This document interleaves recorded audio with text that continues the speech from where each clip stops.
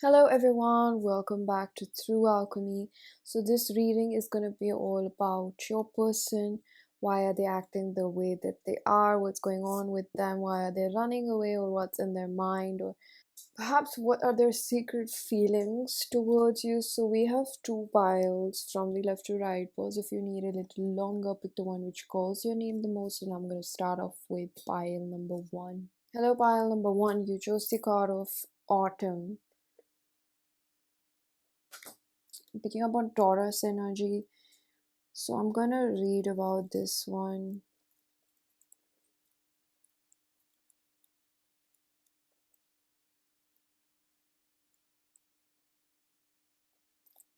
Generosity.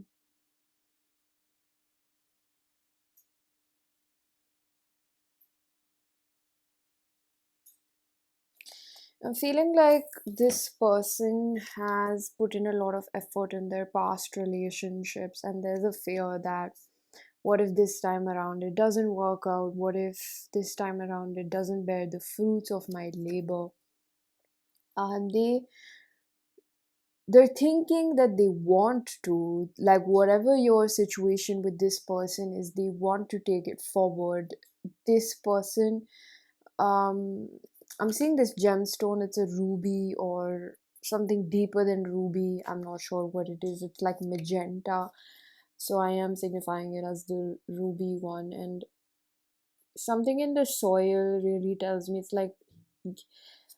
reminding me of the snake. So it's about shedding skin, but there's something about it being underground which tells me that this has already been shed, but some sort of, I'm hearing memory foam. So it's possible that it's about like the body still remembers, like maybe the mind forgot about it, or the mind thought that, we've moved on, but this person is still upset about something that happened between the both of you, or they're upset about whatever had happened between their parents. I am not picking a very strong energy about somebody from their past. I feel like it's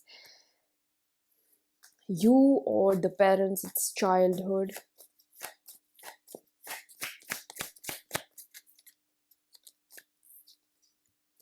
The Five of Wands in reverse. It's like they're taking some time off because they don't want to fight so much with themselves and with you, or maybe for their feelings, for with their feelings for you. They the color palette is quite contrasting, but also similar at the same time. It's like they don't want to be at odds with themselves when they're thinking about this situation. They don't want to fight with themselves about their feelings for you. So they are trying to surrender, but surrender is not going to happen just out of anywhere or nowhere, or it's going to have to happen. I'm hearing sublimation, like the past needs to be forgotten, the past needs to be worked upon so that they have space to bring a new beginning in their life.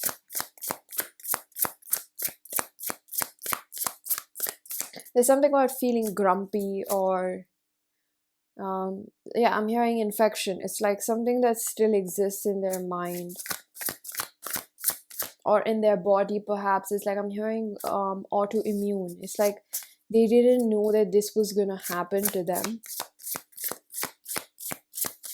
There's some sort of grief about catching feelings for you. Definitely a complex situation. Archangel Haniel, joy, gratitude, and intuition. And then we have leadership in reverse. So this person feels at a loss of personal sovereignty, at a loss of personal autonomy. This person feels like it's kind of sad because they can see what a gift you are. But I personally feel so disempowered in myself that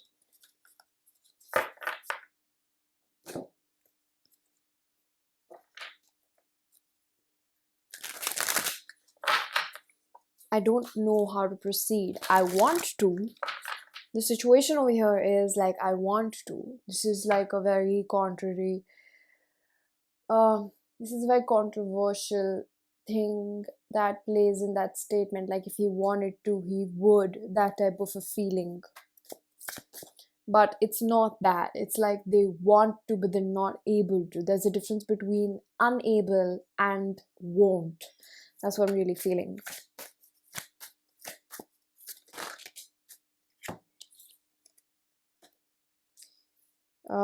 Ace of Swords in reverse and Seven of Cups. It's possible I'm picking up on like maybe other women or men, I'm not sure, but they also have this recognition that I don't share this feeling with other people. Now, I know this is a general reading, that's why you have to take it with a grain of salt, but it's not 100% always where I can just be biased towards my viewers and just say that it's just you when I'm not feeling that it's 100% just you. It's possible that it's about other choices and other people, and I'm feeling like it's other human bodies. That's what I'm seeing. It's like other people that I could still think about, or my choices. It's a barrier to intimacy. It's about like who's more better suited for me, but I still have tiny bit of like, this is like maybe they have a crush on you, or they have just started gaining fondness for you. That's what I'm picking.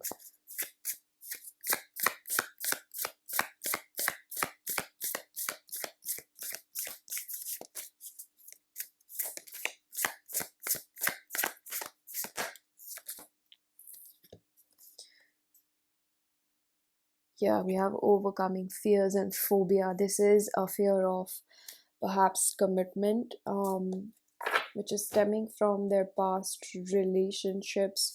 And it could be something that they've never really been good at commitment since their childhood because of their example in childhood, their role models. So that's why I feel like I wasn't saying that to, and I mean no harm by saying that. I hope you understand that. But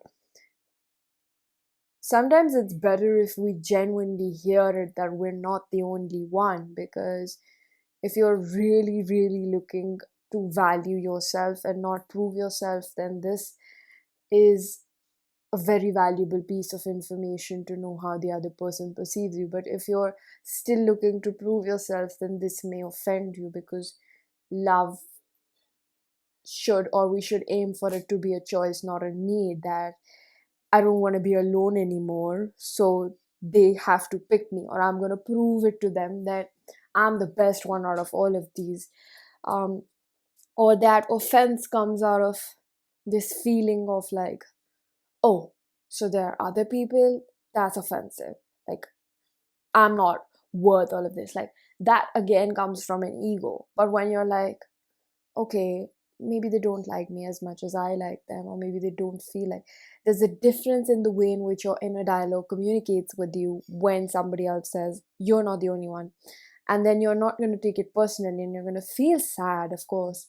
You're going to feel some kind of way. Some sort of thoughts are going to come up, but you're going to know how to deal with them, or notice them, or acknowledge that shadow and be like, it's fine. You're going to come from a place of composure and self-assurity. Like, I'm valuable and I'm gonna find someone who sees it, and maybe they don't see it because this is realignment. Like, that's how we see it. But when we're too scared, we're not able to see it from where the universe is really coming in, because this person is an experience, they are not a possession, you know.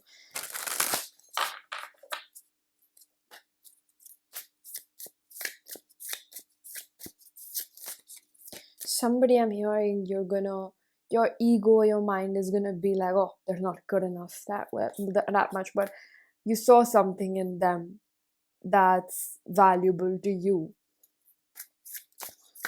The most toughest thing to do is to hold the duality of two situations. That, you know, I don't know why I've been going on and on about like how they're not gonna pick you, or how you wanna feel chosen by this person. So I'm not sure why this was important. A time for healing. I think this is important for you to know, because this person, I'm hearing self aggrandizement and abandonment. It's like they are not picking themselves. How are they going to pick you in the way in which you want to be chosen? Um, it's going to be a very lonely relationship if you're looking for someone that doesn't know how to hold themselves to hold you in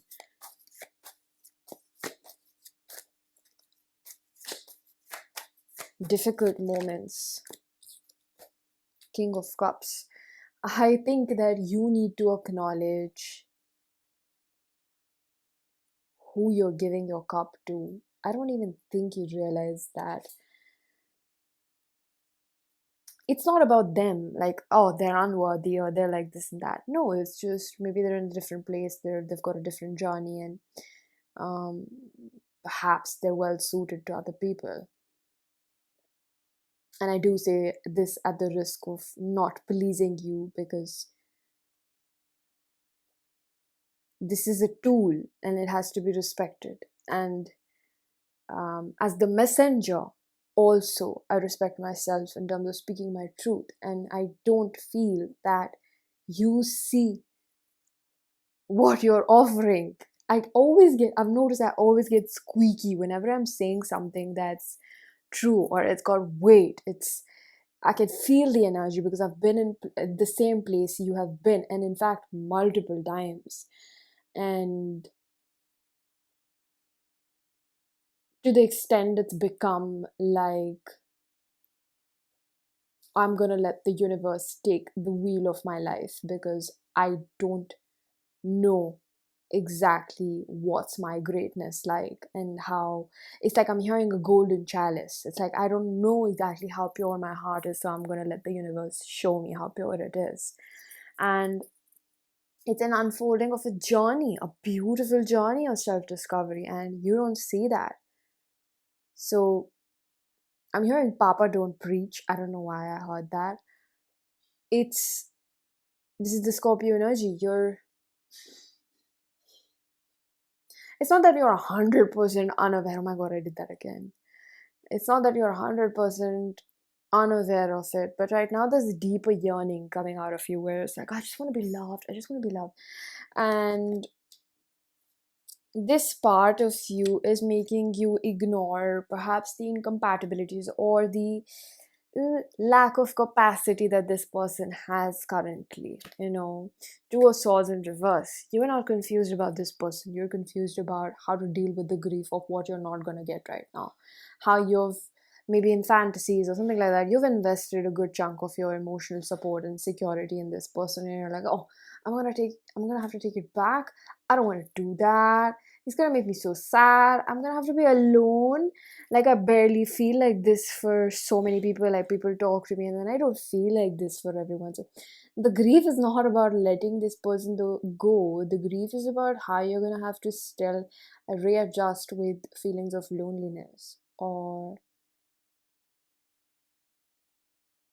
yeah, for a lot of you it seems like loneliness or something about commitment. Like, some of you just, or maybe this feeling of feeling invaluable, or like feeling like I don't feel chosen, or maybe this sort of FOMO that all my girlfriends or my boyfriends have relationships and everything like that.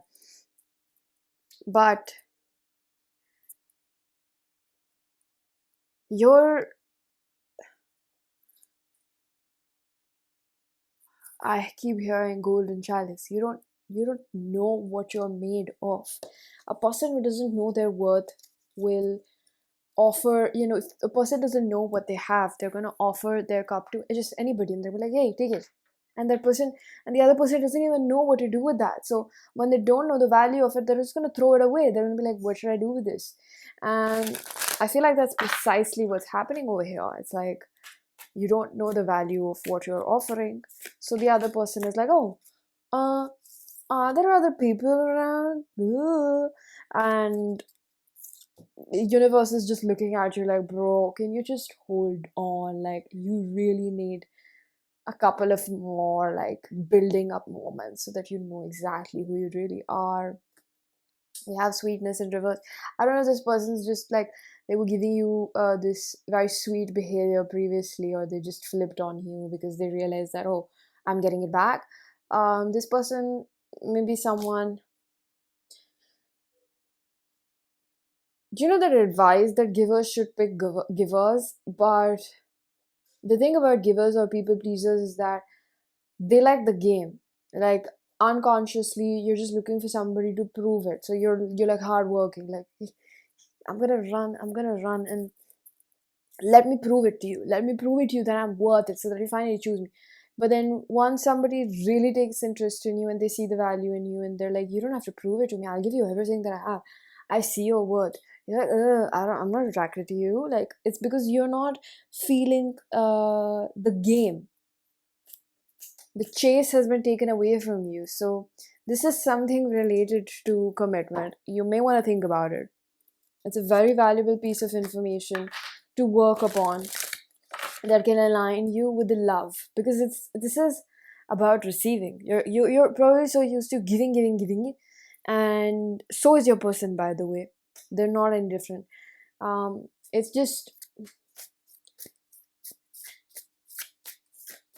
you're not allowing yourself to receive just without having to do anything, and it's going to require a lot of deep conditioning to go away, right?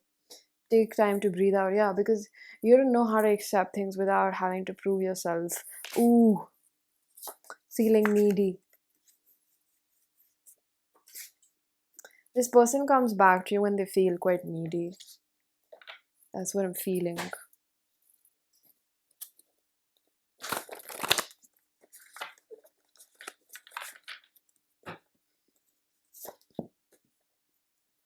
Letting go in reverse.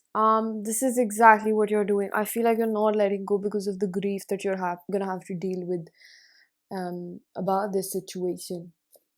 I think there's a lot for you to first of all think about yourself before you point the finger at this person. So pile number one, this was your reading. I'm going to leave it here. Information for personal readings is again down below, and I'm going to see you guys in another one. Bye-bye. Hello, pile number two. So you chose the card of Sun's Splendor. Splendor Solaces. Splendor Solace. It's a funny card. It's not my fault. But it's a very detailed card. It's got a beautiful depiction of crystals. This reminds me of Thanos. An empty rainbow, perhaps. How many rings? 1, 2, 3, 4, 5, 6, 7, 8, 9. That hurt my eyes a bit. 9 rings. I'm hearing 9th house with the 2 birds flying together, and then this golden orb of sun. Some sort of epiphany. This person's got a funky humor. They're like my vibe. They had an epiphany, or I'm hearing like epiphany is a big realization, right? So they've had an epiphany, like, oh, I really like this person. So that's what I'm hearing. Like, this person is realizing that they like you, and I heard, like, that song, "We're running up the hill." No, I mean, that song, "Running Up the Hill," the one which was featured in Stranger Things, and then it went viral. Otherwise, it's like in my textbook, it's a vintage song. You are good enough. So for them, you are good enough. Yay! Newsflash. You are good enough.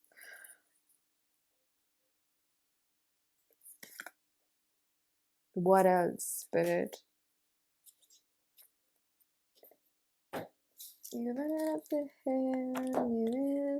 I can't remember the tune, man. But it's like playing in the back of my head. But I can't possibly enact the, instrumental music. Sun's Splendor.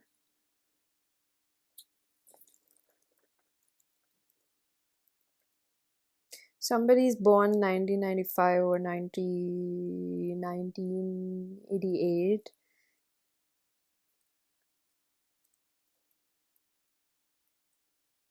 I'm seeing some, like, not a raccoon, but something climbing, no, coming out of a burrow, some sort of animal, like a really small one.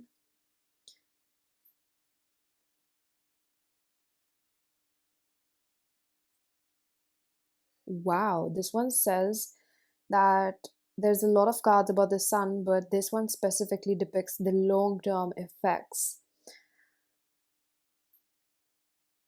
They realize that kindness and generosity are the secret ingredients. So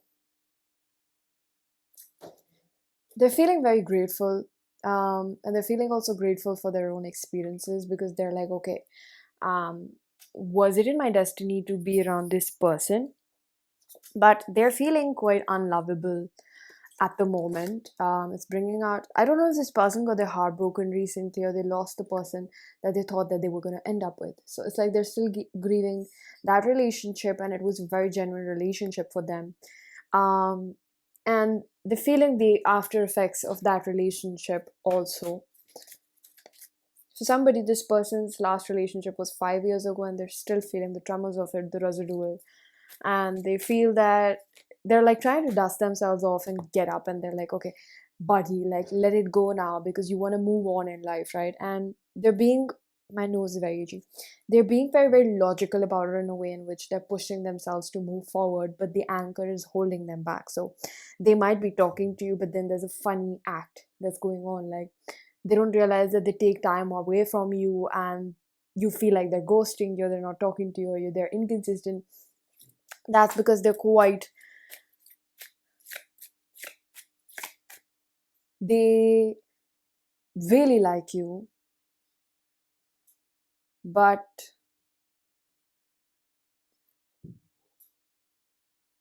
I don't feel like there's anybody else, because, like, to be very real, this person is not someone that can really have a roster. So, like, you're overestimating if you think that there's other people. Secondly, they're like a pookie. I'm not kidding you. They're like a pookie. I don't know how they look, but they've been so closed off. Like, even you being here is a bit shocking, because this is someone that's just been in their own shell. It's not antisocial, but it's very very selective. It's selective to the extent of like being cancer. Like, I want to be around people that just love me, because I'm a little broken puppy. Like, I just want to be around people that take care of me right now. So they have been spending a lot of time maybe with friends. I'm seeing the sunset and beach. I don't know if they live in a very tropical area. I'm seeing pitbull in my head. That's so weird. Disruption. So they see that, oh my god, they want to have a family with you. They see that the situation in, their own emotional foundation is going through disruption, and they feel like it's quite an awakening, or like it's very difficult on them. And sometimes they really don't feel like talking to you because of the internal changes that they're going through, and their higher self wants to say that, I know it's unfair to you, it's completely up to your decision if you don't want to talk to me, but I am frankly under like a lot of pressure internally. Things aren't changing physically, but internally the way that they are is quite a lot for me. It's quite a lot. I don't really have the bandwidth to, I mean, sometimes they get so overloaded with emotions that they're like, I don't have the bandwidth to deal with anyone. So they get a bit mean in their own head. I don't know if they get like that with you, but it's in the subtle ways of like, there's an invisible barrier. Like, even if they want to reach you, they're going to hit their head on glass. I feel like I blew my shot with you. So this is something that they're scared they're going to do, or they've already done that. But they're mostly like scared that they've already done that, or they're on their path to sabotage this, which, trust me, they don't want to.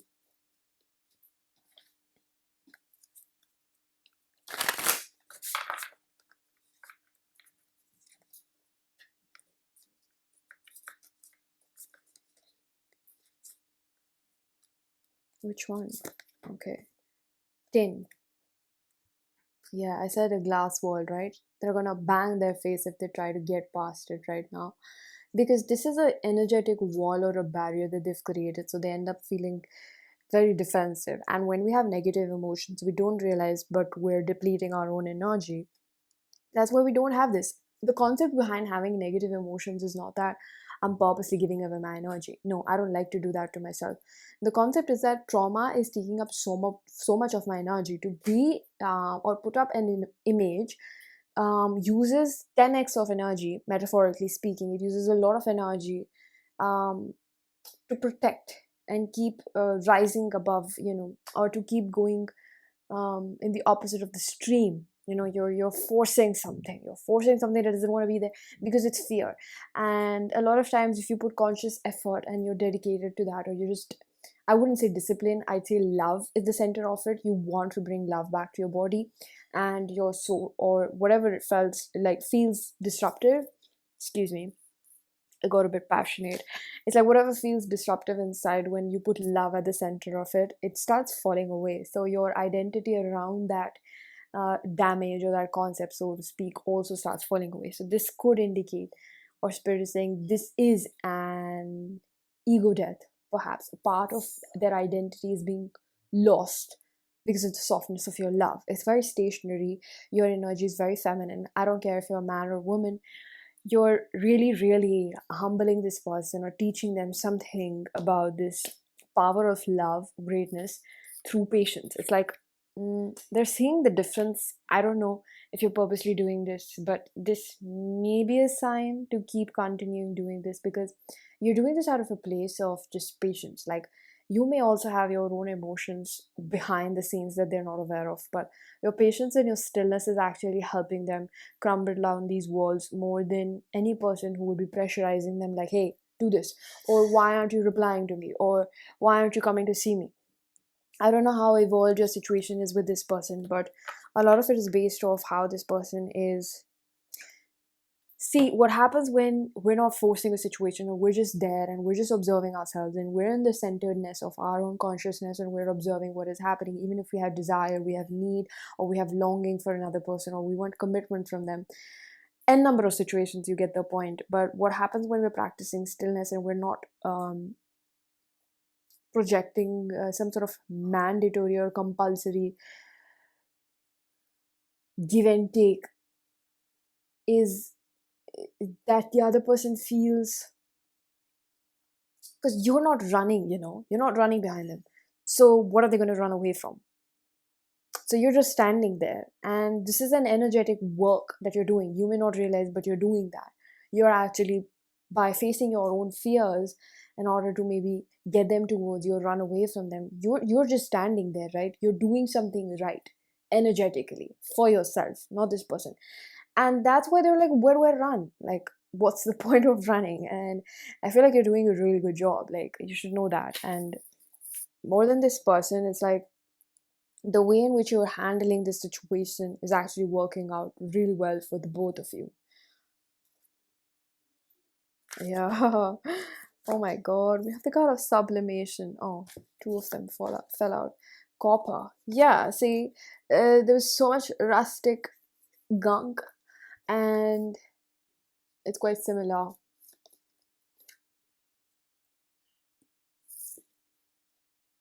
Somebody's initial could be EOS. I heard the name Shloka. Hmm. It's like, because you're standing there, they've got nowhere to run, and this is an energetic bond. So they're like, okay, so I have nowhere to run.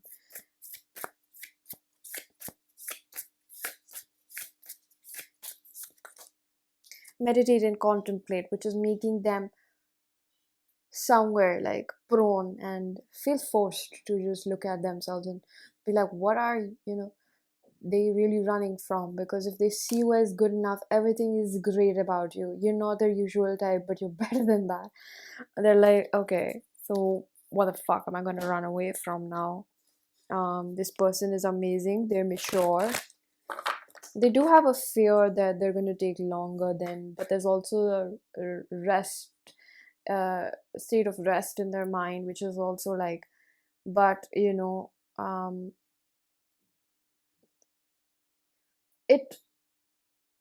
it kind of has a tug of war, and it bounces back between, stationary and restful mind, or state of being in rest, and in fear, where they get restless, and they're like, oh, but what if I lose this person, because it's taking me time to heal. But the restful place is like, I can't possibly move forward if, I'm not healed and I don't feel comfortable. So they're kind of thinking about, well, how do they really feel about this more than how you feel, which is actually a really good thing.